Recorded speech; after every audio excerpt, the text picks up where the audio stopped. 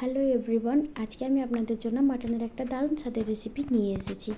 এইভাবে মাটনটা বানানোর জন্য মাটনটা ভালোভাবে ধুয়ে এর মধ্যে হলুদ গুঁড়ো, নুন, লঙ্কার গুঁড়ো, ধনে গুঁড়ো, জিরে গুঁড়ো, আদা বাটা, রসুন বাটা, পেঁয়াজ কুচি, টমেটো আর সরষের তেল দিয়ে ভালো করে ম্যারিনেট করে কিছুক্ষণ ঢাকা দিয়ে রেখে দেবো।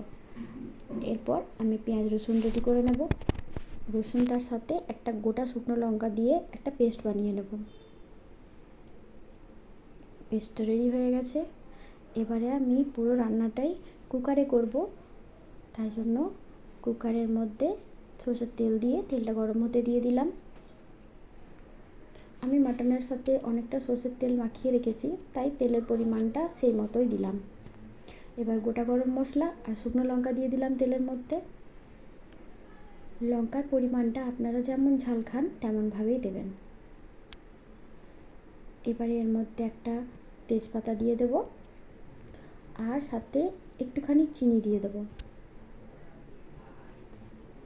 চিনিটা তেলের মধ্যে গলে একটা লাল লাল কালার যখন চলে আসবে তখন এর মধ্যে আমরা পেঁয়াজটা দেব। এটা থেকে চিনিটা গলে কালার ছাড়তে শুরু করে দিয়েছে। এবারে আমরা পেঁয়াজটা দিয়ে পেঁয়াজটাকে ভালো মতো ভেজে নেব। পেঁয়াজটার একটা ব্রাউন কালার যখন চলে আসবে তখন আমরা এর মধ্যে বেটে রাখা রসুন আর শুকনো লঙ্কার যে পেস্টটা করে রেখেছি সেটা দিয়ে দেব।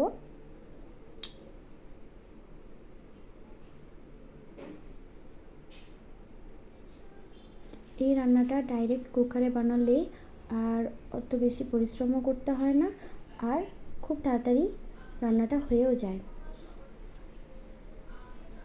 মাটন সেদ্ধ হতে যেহেতু অনেকটা সময় নেয়, তাই কুকারের মধ্যে রান্নাটা করলে খুব ভালোভাবে সেদ্ধও হয়ে যায় আর টেস্টও ভালো হয়। পেস্টটা দিয়ে দিয়ে আমি এটাকে আরেকটু ভেজে নিলাম। গ্যাসের ফ্লেমটা আমরা অবশ্যই মিডিয়াম রেখে মশলাটাকে ভাজবো। মশলাটা ভালো মতো ভাজা প্রায় হয়ে এসেছে। এবারে আমরা ম্যারিনেট করে রাখা মাংসটা এর মধ্যে দিয়ে দেব।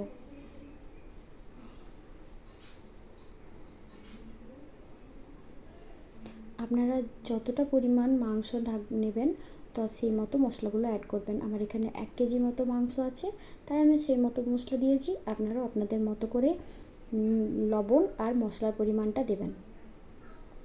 মশলাটাকে আমি কষিয়ে নেব ভালো করে। আমি এই মাংস রান্নাটা কুকারের মধ্যে রান্না করতে করতে একবার করে কুকারের ঢাকাটা দিয়ে দেবো। পুরোপুরি ঢাকাটা লাগাবো না, শুধু ওপরে একটুখানি ঢাকাটা দিয়ে দিয়ে একবার করে খুলে খুলে আর গ্যাসের ফ্লেমটাকে মিডিয়াম রেখে কষাতে থাকবো।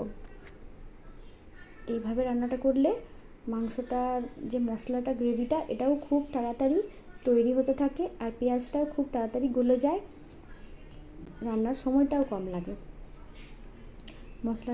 মাংসটা কষা হতে হতে একবার করে ঢাকা দিয়ে দিচ্ছি আর একবার করে খুলে নাড়িয়ে নিতে থাকছি। এবার একটু নুন দিয়ে দিলাম আমি এর মধ্যে। আমার মনে হয়েছিল যে আমি লবণটা একটু কম দিয়েছি, তাই জন্য আর একটুখানি অ্যাড করে নিলাম। আপনারা দেখে নেবেন, দেখে মতো নুনটাকে আবার অ্যাড করবেন। আরেকবার কষিয়ে নিলাম ভালো করে। মশলা কষানো হতে হতেই আমি জল গরম হতেও দিয়ে দিয়েছি। যে কোনো রান্নার মধ্যে গরম জল দিলে সেটার স্বাদ কালার দুটোই ঠিক থাকে। ঠান্ডা জলের ব্যবহার রান্নার মধ্যে যতটাই না করা যায় ততটাই ভালো। আর মাটনে তো অবশ্যই গরম জল লাগবে, তাই গরম জলটাও একসাথে বসিয়ে দিয়েছি। আলুগুলো দিয়ে দিলাম। আলু চাইলে আপনারা অ্যাড করবেন, আর যাদের আলু ব্যবহার করতে চান না তারা বাদ দিয়ে দেবেন আলুটা।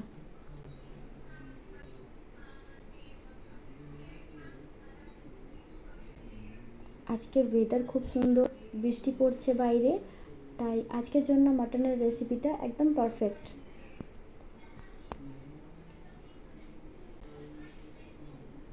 আলুগুলো একবার করে নাড়িয়ে দিলাম মাংসের সাথে, এটাও ভাজা হতে থাকছে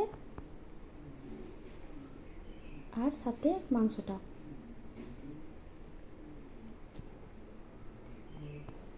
আমার রান্না, আমার পেজ ভালো লাগলে অবশ্যই আমার পেজটাকে ফলো করবেন, লাইক করবেন, কমেন্ট করবেন আর ভিডিওগুলোকে অবশ্যই শেয়ার করবেন। এইভাবে আপনারা রান্নাটা করে দেখবেন, আশা করি সবারই খুবই পছন্দ হবে। এবারে মিট মশলা দিয়ে দেব।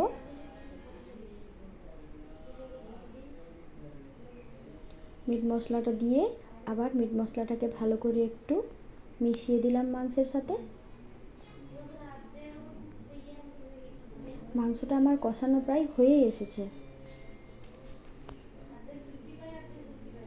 এই যে মাংস কষানো রেডি। এবারে এর মধ্যে জলটা দিয়ে দেব। আর বিশেষ কোনো কিছু দেবার এর মধ্যে প্রয়োজন নেই।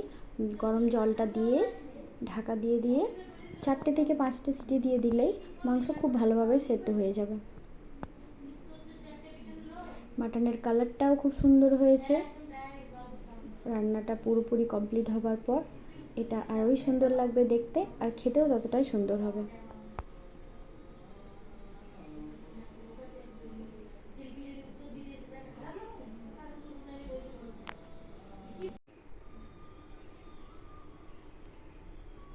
জল পরিমাণ মতো দিয়ে দিয়েছি আমি।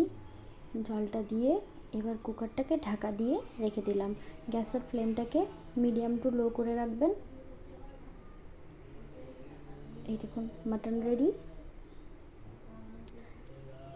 বানিয়ে সবাই দেখবেন আর আমাকে জানাবেন কেমন লাগলো।